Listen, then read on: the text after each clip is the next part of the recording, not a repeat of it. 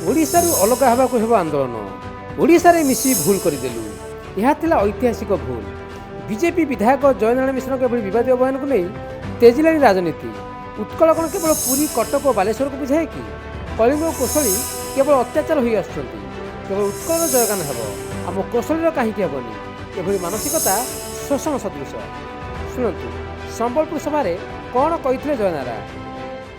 जानी रखा कथा आमर सम्बलपुर अंचल लोक मानू जे उत्कल कहले कटक पुरी बालेश्वर उत्कल कौशल कलिंग मिसिक ओडिशा प्रदेश गठन होती केवल उत्कल जयगान गायब कौशल कलिंगर कौन जयगान हम ये गोटे मानसिकता आमको तुम शोषण करुच आमर अर्थ आमर खଣି आमर चाष आमर जंगल सबुथिरे तुम आमको शोषण कल चाकरी बाकरी सबुथिरे आज तुम्हें से कल्चराली भी आमको एक्सप्लोइट करने लगे तुम्हें चाहूँ एटा की कथा आमे ओडिशा प्रदेश रे मिसिथिलु ओडिशा प्रदेश रे मिसिबा पय आंदोलन रे भी शामिल होतिलु किंतु ओडिशा रे मिसिकरी आमर सबुठु बड़ भूल हला आमे ओडिशा प्रदेश रे मिसिलु आमर गोटे ऐतिहासिक भूल ऐतिहासिक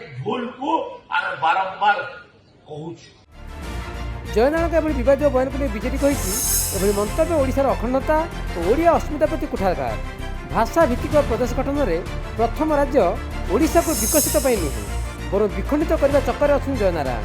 मंत्रीपद न मिलू ओडिशा को खंड खंड करने को चाहते जयनारायण यहाँ स्पष्टीकरण दे क्षमा मागती। ओडिया अस्मिता कथा कही क्षमता आसुवा बीजेपी भी यह दलर ना व्यक्ति विशेष मंतव्य स्पष्ट करू।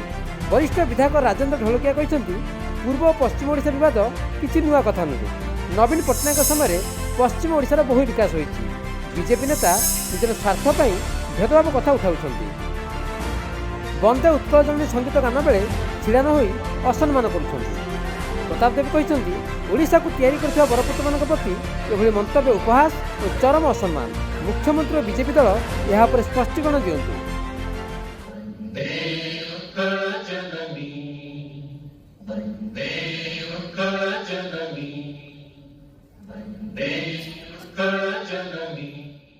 दल तांकर स्पष्टीकरण दब आमे एइटा मध्य आशा करिबा ओडिया अस्मिता को लोकंक पाखरे कौन से माने चेष्टा करुथिले थटा परिहास हिसाब रे कहबा पई जे इलेक्शन आज सरू सरू ओडिशा को केमती विभेद करिवे ओडिशा को केमती भाग भाग करिवे जयनारायण मिश्रंकर मुहरु भारतीय जनता पार्टी कहबा पई उद्यम करुछि कि अनेक असीमायित प्रश्न अछि।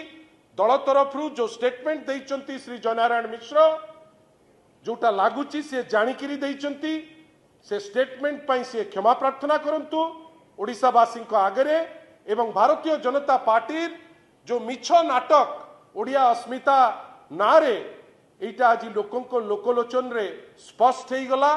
भारतीय जनता पार्टी मध्य या पे क्षमा मागंतु।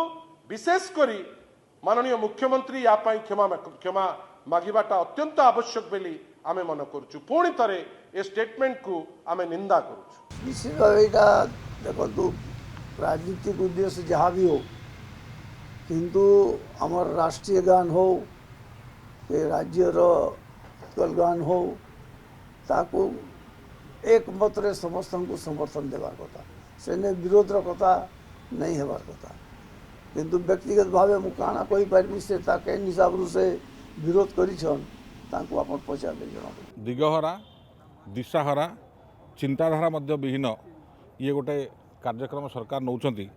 मंत्री कौन कहते विधायक कौन कहते सरकार कौन कहते यार कौन स्पष्टता नहीं जे जहाँ पार्ला ताहा कहते एंड माननीय मुख्यमंत्री को ये विषय स्पष्टीकरण देवा उचित एवं भारतीय जनता पार्टी को मध्य विषय स्पष्टीकरण देवा उचित। से प्रकृति किए कौन तांगे एजेंडा कौन बा ना ओडिशा लोकों संगे प्रतारणा परिहास करूना तो। कांग्रेस कही ओडिशा को भाग भाग होगा दिज्वनी ओडिया अस्मिता ओडिशा को खंड खंड कर निजर राजनैतिक स्वार्थ हासिलकारी मुहर एभली भाषा शोभा पाए ना। शासक दल ये बद में पशा चाहिए से कहीं मुह खोली ना केवल परोक्ष संकेत देते डबल इंजिन सरकार ओडिशार सबु प्रांत को सामान दृष्टि देखा क्या प्रति पात्र अंतर हेबनी।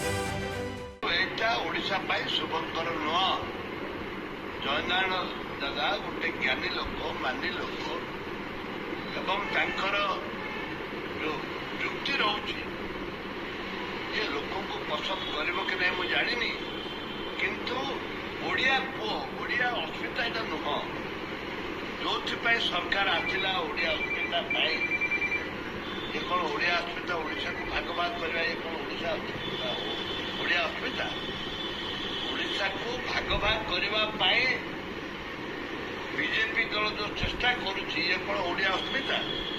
ନାଇଁ, ଏ ଓଡ଼ିଆ ଅସ୍ମିତା ନୁହଁ। ବିବାଦୀୟ ବୟାନ ଦେଇ ସବୁବେଳେ ଚର୍ଚ୍ଚାରେ ଥାନ୍ତି ଜୟନାରାୟଣ। ତେବେ ଓଡ଼ିଶାରେ ମିଶି ଭୁଲ ହୋଇଗଲା କହି ସ୍ୱତନ୍ତ୍ର କୋଶଳ ରାଜ୍ୟ ଗଠନ ଲାଗି ଅତୀତରେ ଲାଗିଥିବା ନିଆଁକୁ ପୁଣି ଚେଙ୍କିଦେବା ପଛର ରହସ୍ୟ କ'ଣ, ତାକୁ ନେଇ ସବୁଠି ଚର୍ଚ୍ଚା। ଭୁବନେଶ୍ୱରରୁ କ୍ୟାମେରା ପର୍ସନ ମାନସ ମୋହନ ରବୀନ୍ଦ୍ରଙ୍କ ସହ ପ୍ରଦୀପ ନାୟକଙ୍କ ରିପୋର୍ଟ, ନକ୍ଷତ୍ର ନ୍ୟୁଜ୍। पवित्र दोल होली उपलक्षे बयनिका आनिछि 10+20% सरकारी रिहाती 14 मार्च पर्यंत। आज ही आसंतु बयनिका आउटलेट बा ऑनलाइन शॉप करंतु बयनिका.com रे।